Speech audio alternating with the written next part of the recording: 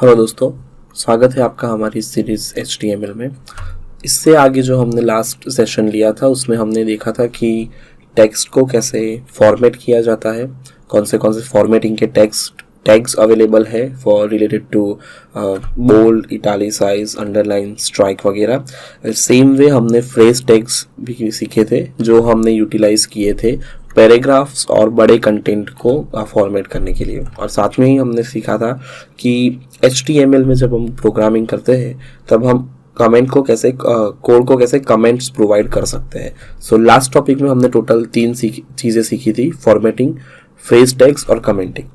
आज मैं आशा रखता हूँ कि आपने ये जो टैग्स हमने सीखे थे वो गो थ्रू किए होंगे। और अगर आपको कोई भी डिफ़िकल्टी हुई है ड्यूरिंग लर्निंग दिस टैग्स तो आप हमें forum.learn1.com पे जाके बता सकते हैं। हम आपकी प्रॉब्लम्स को सॉल्व करने की जल्द से जल्द कोशिश करेंगे and we will get revert to you. आज जो हम सीखने वाले हैं वो है HTML में फाइल पाथ्स और आई फ्रेम्स। सो पहले हम देखेंगे फाइल पाथ, उसके बाद में हम आई फ्रेम के ऊपर जाएंगे। सो सबसे पहले देखते हैं कि फाइल पाथ्स क्या है। सो फाइल पाथ एक्चुअली जब हम कोई इमेज या कोई टेबल या कोई एक्सटर्नल फाइल हमारे करंट HTML वेब पेज के अंदर इंक्लूड करते हैं, ऐड करना चाहते हैं, उस केस में हम फाइल पाथ की ज़रूरत पड़ती है। फाइल पाथ एक फाइल को कहाँ रखा हुआ है उसका एड्रेस है। फिर से फाइल पाथ क्या डिस्क्राइब करता है कि फाइल को किस जगह पर, किस लोकेशन में हमारे सिस्टम में रखा हुआ है। सो जब हम फाइल पाथ लिखते हैं तो हमारा जो प्रोग्राम होता है HTML का, वो प्रोग्राम उस पर्टिकुलर पाथ पे जाके उस फाइल को लेके हमारे प्रोग्राम में ऐड कर देता है। सो फाइल पाथ यूजुअली सिर्फ इमेज या उसके लिए नहीं, बल्कि इमेज या कोई भी फाइल जो हमारा HTML का प्रोग्राम सपोर्ट कर सके, वो फिर कास्केडिंग स्टाइल शीट मतलब जो स्टाइल हम देते हैं डिज़ाइन पर्पस के लिए, उसकी CSS की फाइल के लिए, जावास्क्रिप्ट की फाइल के लिए, अगर हम कोई एक्सटर्नल वीडियो अगर हमारी वेब पेज में ऐड करना चाहते हैं तो वीडियो के लिए भी हो सकता है। सो कोई एक चीज़ के लिए नहीं, मतलब फाइल पाथ अलग अलग चीज़ के लिए हो सकते हैं। सो आइडियली फाइल पाथ क्या डिफाइन करता है कि हमारा जो फाइल है वो किस लोकेशन पर रखा हुआ है और कहाँ से लाके उसे हमारे वेब पेज के अंदर इंक्लूड करना है। ये इंफॉर्मेशन फाइल पाथ से पता चलती है। अभी जैसा कि यहाँ लिखा है कि उसके में एक ही एट्रीब्यूट है, SRC मतलब सोर्स एट्रीब्यूट।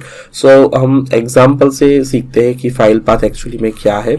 तो यहाँ पर मेरा जो प्रोग्राम है प्रोग्राम 1, उसी प्रोग्राम के साथ में मैंने learn1 की एक इमेज ऐड कर दी है, वहाँ पर रखी हुई है। जैसे कि ये हमारा learn1 का लोगो है। सो ये एक इमेज है और इस इमेज को मैंने .jpg फॉर्मेट से सेव किया हुआ है। So my image name is learn1.jpg और ये इमेज करंटली मेरे सेम फोल्डर में रखी हुई है, मतलब जहाँ पर मेरा प्रोग्राम है सेम उसी फोल्डर के अंदर मैंने learn1 की इमेज भी रखी हुई है। सो इस इमेज को अगर मुझे मेरे वेब पेज के अंदर इंक्लूड करना है तो मैं कैसे करूँगा। सबसे पहले हम हमारा सबलाइम टेक्स्ट ओपन करेंगे। करंटली मेरे जो फॉन्ट्स है वो थोड़े छोटे दिख रहे हैं यहाँ पे। सो अगर हम हमारे फॉन्ट्स को बड़ा करना है तो हम कैसे करेंगे। सो आप अपने कीबोर्ड से कंट्रोल की और प्लस की अगर एक साथ दबाते हैं तो हमारे फॉन्ट्स बड़े हो जाएंगे। Again I am repeating, control plus की।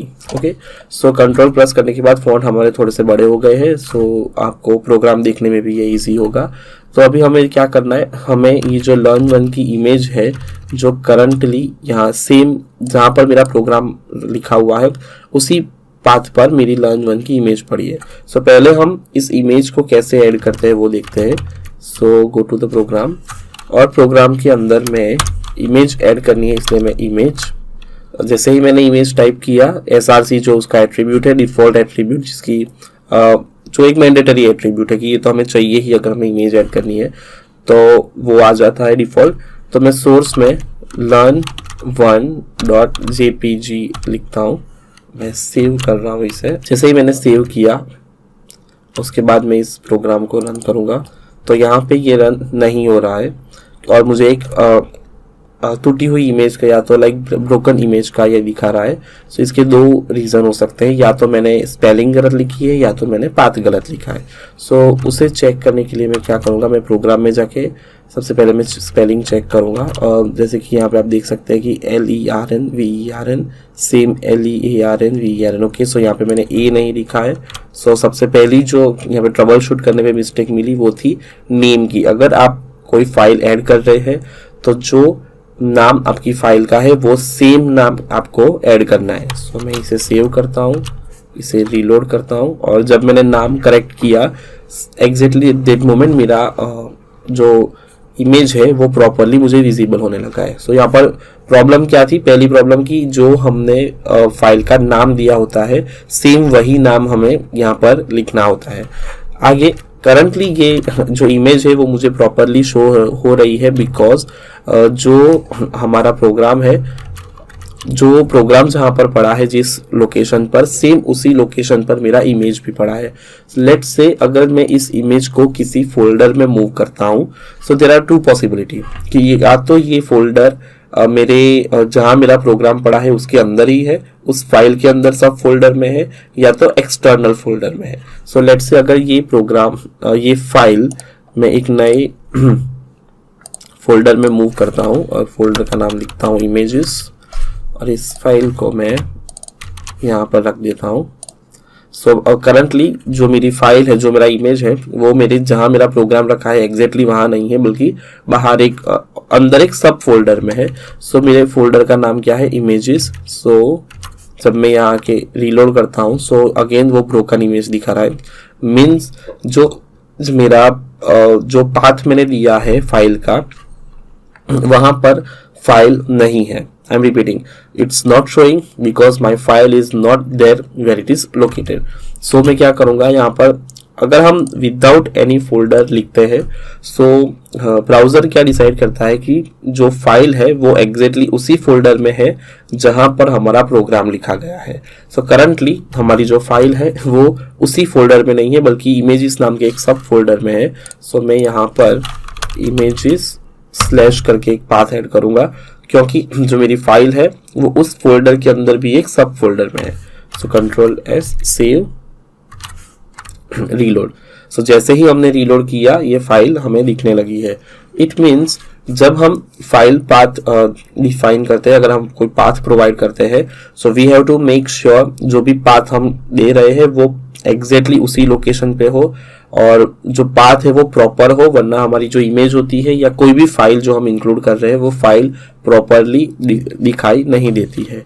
अगेन और भी वेज है हमारे फाइल दिखाने के।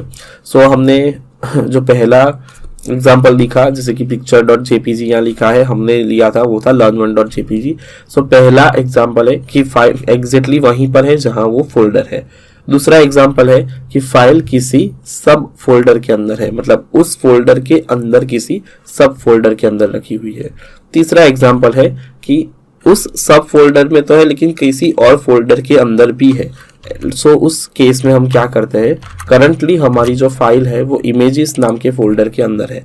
अगर आपको पता नहीं है कि फाइल कहाँ रखी हुई है, फोल्डर के अंदर, सब फोल्डर के अंदर भी सब फोल्डर के अंदर है, सो उस केस में हम यहाँ पर स्लैश ऐड करेंगे और फिर हम उस हमारी फाइल को रीलोड करेंगे। सो करंटली ये हमें नहीं दिखेगी क्योंकि हमारी फाइल एग्जैक्टली एक सब फोल्डर के अंदर है, इसलिए मैं यहाँ से ये रिमूव करूँगा और उस केस में ये मुझे प्रॉपरली विजुअलाइज हो रही है। अगर मेरी फाइल हमारे फोल्डर के अंदर नहीं बल्कि उसके बाहर कहीं पड़ी है, बाहर मतलब एग्जैक्टली एक फोल्डर बाहर, जैसे कि करंटली इमेजेस के अंदर है और हमारा जो फोल्डर है वो है HTML। सो मुझे अगर HTML पे नहीं, मुझे अगर डेस्कटॉप के ऊपर ये फाइल रख देनी है, सो मुझे क्या करना है, मुझे HTML फोल्डर के 1 स्टेप बाहर आना है। सो अगर मैं एक स्टेप बाहर आके देखता हूँ कि मेरी फाइल कहाँ है, सो उस केस में मुझे लिखना होता है डबल डॉट और स्लैश करके पिक्चर। जब हम इस वे में लिखते हैं डबल डॉट और फिर स्लैश करके learn1, तो हमारा जो प्रोग्राम है वो एक फोल्डर अंदर चेक नहीं करेगा बल्कि एक फोल्डर बाहर आके चेक करेगा। आई एम रिपीटिंग, अगर हमने सेम फोल्डर में रखा है हमारा इमेज तो हमें इस तरीके से पाथ देने की ज़रूरत नहीं है। अगर हमने सब फोल्डर में रखा है तो हमें यहाँ पर डबल डॉट की जगह पर फोल्डर का नाम लिखने की ज़रूरत है। और अगर हमने एक फोल्डर बाहर रखा है तो हमें खाली डबल डॉट करके ऐड करना है। सो ये था कि हम कैसे फाइल पाथ्स को फाइल पाथ्स डिफाइन करते हैं हमारे प्रोग्राम के लिए। अभी आगे बढ़ते हैं। नेक्स्ट टॉपिक है हमारा types of file path. So total यहाँ पर 2 टाइप के फाइल पाथ होते हैं। एक होता है एब्सोल्यूट फाइल पाथ और दूसरा होता है रिलेटिव फाइल पाथ। अभी एब्सोल्यूट और रिलेटिव में क्या डिफरेंस है? जब हम फाइल कोई पाथ देते हैं तो हमारा पाथ सर्वर पे भी रखा हो सकता है, हमारा जो फाइल है वो, या तो हमारी सिस्टम में रखा होता है।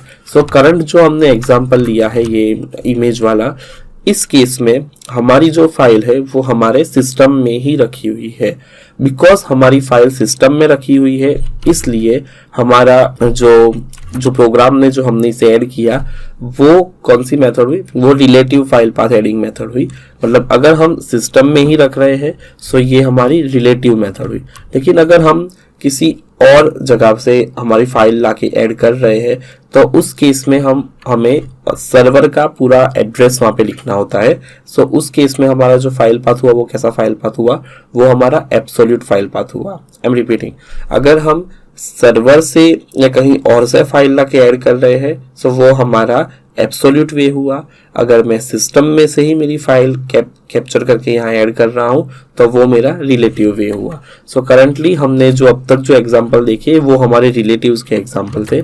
अभी एब्सोल्यूट वे कैसा है? सो अगर हमें कोई भी पाथ सर्वर पे से कहीं से भी या किसी भी एक्सटर्नल यूआरएल से लाके अगर हमें फाइल ऐड करनी है तो उस केस में हमें उस जो फाइल होती है उसका पूरा URL हमें चाहिए होता है। सो लेट्स से अगर मेरी इमेज Learn1 की साइट पर कहीं पड़ी है तो उस केस में मुझे Learn1 की साइट का पूरा एग्जांपल ऐड करना रहेगा। सो अब हम जो एग्जांपल देखने जा रहे हैं वो हमारा एब्सोल्यूट फाइल पाथ का एग्जांपल है। सो इसके लिए सबसे पहले मैं Learn1 की वेबसाइट ओपन करूंगा। आप कोई भी वेबसाइट पे जाके या कोई भी सर्वर पे अगर आपने जहाँ पर भी आपने कोई भी इमेज देखी हो आप वहाँ से आप अपना इमेज ले सकते हैं। करंटली मैं जो इमेज लेना चाहता हूँ वो फॉर एग्जांपल मुझे सर्वर से ही अगर लेनी है या किसी वेबसाइट के ऊपर से लेनी है तो उस केस के लिए मैं Learn1 की वेबसाइट पे से मैं लूँगा। सो यहाँ पे आप देख सकते हैं कि ये हमारी Learn1 की वेबसाइट है। वहाँ पर यहाँ हमारा जो Learn1 का लोगो रखा हुआ है। सो मैं इस लोगो को मेरी फाइल में ऐड करना चाहता हूँ। सो मैं अगर डायरेक्टली इस वेबसाइट से मेरा लोगो अगर ऐड करना चाहता हूँ तो मैं क्या करूँगा? Right click, open image in new tab. तो यहाँ पर मुझे इमेज दिख रही है। सो ये जो इमेज है वो एक ट्रांसपेरेंट बैकग्राउंड वाली इमेज है, इसलिए ये बैकग्राउंड जो है वो ट्रांसपेरेंट है और इसके फॉन्ट्स भी वाइट है। सो अगर मुझे ये सेम इमेज मेरी फाइल में यूज़ करनी है तो मैं क्या करूँगा? ये जो URL यहाँ ऊपर दिखा रहा है मैं उसे कॉपी कर लूँगा और इस मैं मेरे प्रोग्राम के अंदर ऐड कर दूँगा। ओके, अभी जब मैं इसे सेव करूँगा तो बिकॉज ये इमेज ट्रांसपेरेंट है इसलिए ये हमें नहीं दिखेगी प्रॉपरली। जब मैंने रीलोड किया तो हमें स्क्रीन पर कुछ दिख नहीं रहा है लेकिन इमेज एक्चुअली यहाँ पर है। सो इसके लिए मैं क्या करूँगा?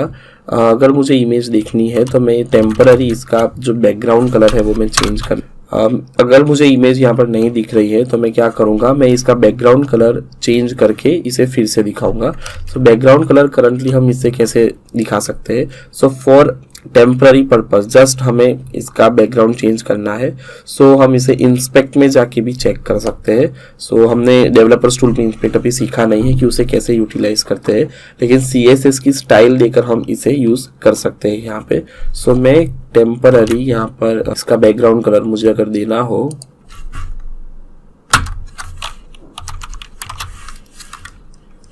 सो मैं यहाँ पर एक CSS लिखूंगा इसके रिलेटेड इमेज टैग के लिए, बैकग्राउंड कलर ब्लैक। ये हमारा टेम्पररी CSS में लिख रहा हूँ यहाँ पे। जब हम CSS के कोर्स में जाएंगे तब हम ये क्या है वो इसे डिटेल में हम समझेंगे कि इसे क्यों यहाँ पर लिखा गया है, CSS कैसे लिखते हैं, किस तरीके से ये अप्लाई होती है, वो सब हम डिटेल में तब सीखेंगे। लेकिन करंटली इस इमेज का मुझे खाली शो करना है तो मैं क्या करूँगा? मैं इसका बैकग्राउंड चेंज करके ब्लैक कर देता हूँ। सो सेव, रीलोड। तो जब मैंने रीलोड किया तो यहाँ पर मुझे इमेज दिख गई है, बिकॉज मेरा फॉन्ट और बैकग्राउंड दोनों ही वाइट थे इसलिए वो हमें नहीं दिख रहा था, लेकिन जब मैंने इसका बैकग्राउंड ब्लैक अप्लाई किया है तब ये मुझे प्रॉपरली दिख रहा है। सो ये हमारा एग्जांपल हुआ कि हमने कैसे सर्वर के ऊपर या तो किसी भी वेबसाइट की ऊपर जब एक इमेज होस्ट करी है तो हमने डायरेक्टली उस साइट से लाकर हम जो फाइल थी वो हमने यहाँ पे रख दी थी। सो ये हुआ हमारा एग्जांपल एब्सोल्यूट फाइल पाथ का। सेम वे रिलेटिव हमने देख लिया है कि जब सिस्टम में ही फाइल होती है तो उससे हम जब ऐड करते हैं तो उसे रिलेटिव फाइल पाथ कहते हैं। आगे बढ़ते हैं, ये एब्सोल्यूट फाइल पाथ और रिलेटिव फाइल पाथ के बाद जो दूसरा टॉपिक हम आज लेने वाले हैं वो है आई फ्रेम्स का। आई फ्रेम क्या होता है, लेट्स से हमारा एक वेब पेज है और उसी वेब पेज के अंदर हमें एक और वेब पेज ऐड करना है, मतलब अलग अलग वेब पेज नहीं, एक ही वेब पेज के अंदर अगर हमें कोई और वेब पेज ऐड करना है तो उस केस में हम आई फ्रेम का यूज करते हैं। यूजुअली आई फ्रेम एक अलग पोर्शन है, मतलब एक एडेड पोर्शन जो ऐड करता है आउटसाइड से कोई भी वेब पेज को भी या वेबसाइट को भी। और यूजुअली अगर हमको यूट्यूब का वीडियो ऐड करना है तो हम आई फ्रेम यूज करते हैं। तो जो आई फ्रेम का सिंटेक्स है वो ऐसा है कि आई फ्रेम हमारा सोर्स और उसके बाद अगेन स्लैश आई फ्रेम। सो मैं इसे प्रैक्टिकली दिखाता हूँ कि ये कैसे करते हैं। ये स्टाइल टैग मैं अभी रिमूव कर रहा हूँ यहाँ से, और सेम हमारा इमेज टैग भी मैं रिमूव कर रहा हूँ। सो हमें ऐड करनी है आई फ्रेम। सो आई फ्रेम हम कैसे ऐड करते हैं, तो उसके लिए जो टैग यूज होता है वो है आई फ्रेम। सोर्स के अंदर मुझे कोई भी साइट का नाम या तो जो भी वेब पेज में इंक्लूड करना चाहता हूँ उसका नाम देना होता है। सो करंटली मैं हमारी जो लर्न वन की साइट है उसी का मैं एज ए एग्जाम्पल लूँगा। लेट्स से ये हमारा पेज है और ये हमारी लर्न वन की साइट। सो ये हमारा लर्न वन का जो होम पेज है उसे मैं कॉपी कर रहा हूँ, मैं ये ऐड करता हूँ यहाँ पे learn1.com। जैसे ही मैंने इसे ऐड किया अब मैं जाता हूँ हमारे प्रोग्राम में जहाँ पर प्रोग्राम हमारा रन हो रहा है, रीलोड। तो यहाँ पर ये हमारा फ्रेम दिख गया, ये दिखा रहा है कि हमारा जो बॉर्डर दिख रही है और एक विंडो जैसा पोर्शन हमें दिख रहा है। सो हमारे ये बड़े से वेब पेज के अंदर यहाँ पर एक और पोर्शन आ गया है, ये हमारी आई फ्रेम है। सो इस आई फ्रेम के अंदर हमने जो भी लिखा है वो यहाँ पर इसके अंदर आइडियली दिखाना चाहिए।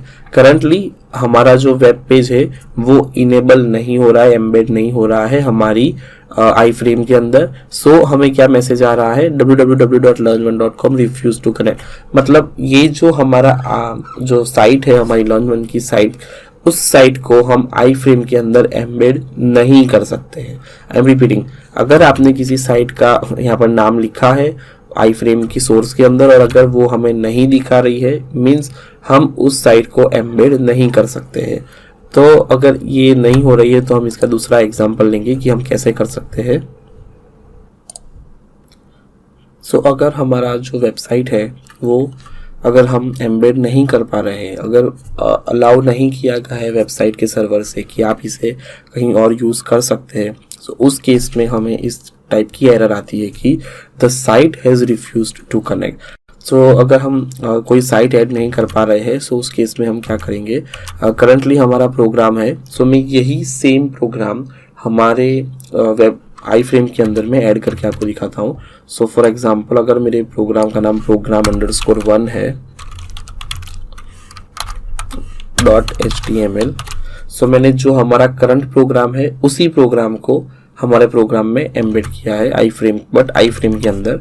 सो मैं जा रहा हूँ, जैसे ही मैंने रीलोड किया सो हमें एक आई फ्रेम दिख रही है और उस आई फ्रेम के अंदर हमें एक और कुछ पोर्शन दिख रहा है जो कि हमारे आई फ्रेम ही है, क्योंकि मैंने इस प्रोग्राम में एक प्रोग्राम के अंदर एक और आई फ्रेम ऐड करी है। इस that's why it is showing me like that. So मैं एक काम करता हूँ, मैं एक और प्रोग्राम बनाता हूँ सेम, और मैं उसे नाम देता हूँ प्रोग्राम 2 या फिर आई frame programme.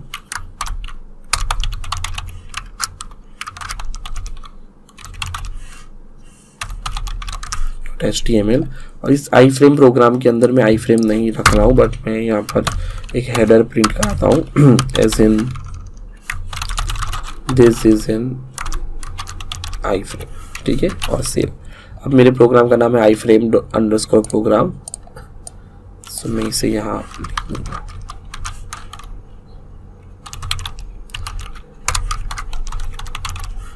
Okay, save, reload. So जैसे ही मैंने इसे रीलोड किया, सो ये है मेरा मेन प्रोग्राम जो है प्रोग्राम 1। इस प्रोग्राम 1 के अंदर मैंने एक और प्रोग्राम जो कि सेम उसी फोल्डर में रखा हुआ है, उसको नाम दिया है आई फ्रेम प्रोग्राम। सो मैंने उस आई फ्रेम प्रोग्राम को इस पहले वाले प्रोग्राम के अंदर कॉल किया है। सो ये जो कंटेंट है मेरा वो इस प्रोग्राम के अंदर शो हो रहा है, मतलब जो मेरा दूसरे प्रोग्राम का कंटेंट है, this is an I frame, दूसरा जो मेरा वेब पेज मैंने बनाया है उसका कंटेंट मुझे ये हमारे पहले वेब पेज में जो कि एक आई फ्रेम के लिए है उसमें शो अप हो रहा है। अब हम देखते हैं कि आई फ्रेम की और कौन सी प्रॉपर्टीज है। सो पहला जो है एट्रीब्यूट SRC, जो हमने ऑलरेडी देख लिया है कि सोर्स एट्रीब्यूट। सेकंड है विड्थ और हाइट। सो अगर हमें हमारे आई फ्रेम को कोई विड्थ और हाइट देनी है तो हम ये यूज कर सकते हैं।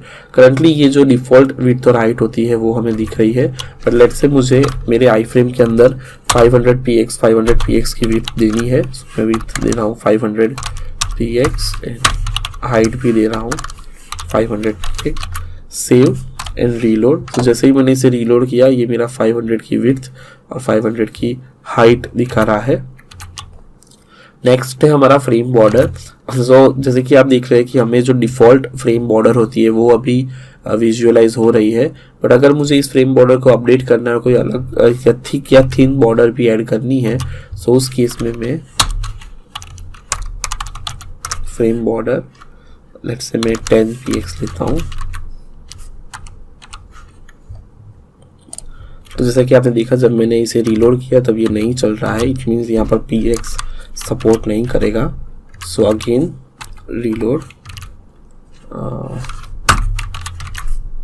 ओके, सो जब मैंने फ्रेम बॉर्डर 0 दिया है तब ये डिसेबल हो गई है, और जब मैं इसे 1 दूंगा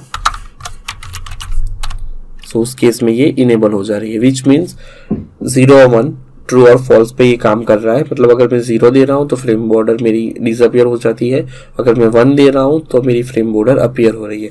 मतलब या तो हमें फ्रेम बॉर्डर दिखानी है नहीं दिखानी है, इस बेसिस के ऊपर ये काम कर रहा है। और जो लास्ट हमारा एट्रीब्यूट था वो था अलाउ फुल स्क्रीन। सो अलाउ फुल स्क्रीन मतलब इसे हमें वैल्यू नहीं देनी होती है, ये खाली हम एज अ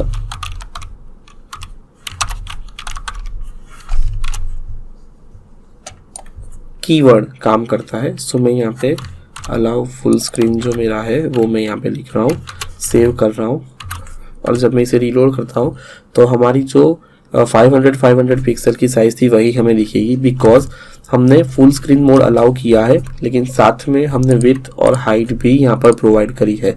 सो अगर हम विड्थ और हाइट प्रोवाइड करते हैं और अलाउ फुल स्क्रीन करते हैं, मीन्स हमारा आई फ्रेम फुल स्क्रीन तो लेगा लेकिन because of width and height property उसे ओवरराइड कर रही है, इसलिए ये मेंशन्ड विड्थ और हाइट जितना ही हमारा आई फ्रेम हमें शो करेगा। सो ये था हमारा आई फ्रेम। आई फ्रेम की मेन जो एट्रीब्यूट्स थे वो थे विड्थ, हाइट, फ्रेम बॉर्डर और अलाउ फुल स्क्रीन जो हमने देखे। आई फ्रेम के अंदर हम प्रोग्राम भी ऐड कर सकते हैं, मतलब सेम HTML प्रोग्राम भी ऐड कर सकते हैं, और दूसरा हम कोई एक्सटर्नल साइट भी ऐड कर सकते हैं अगर आपके सर्वर पे एक्सटर्नल साइट्स इनेबल करी है तो ही।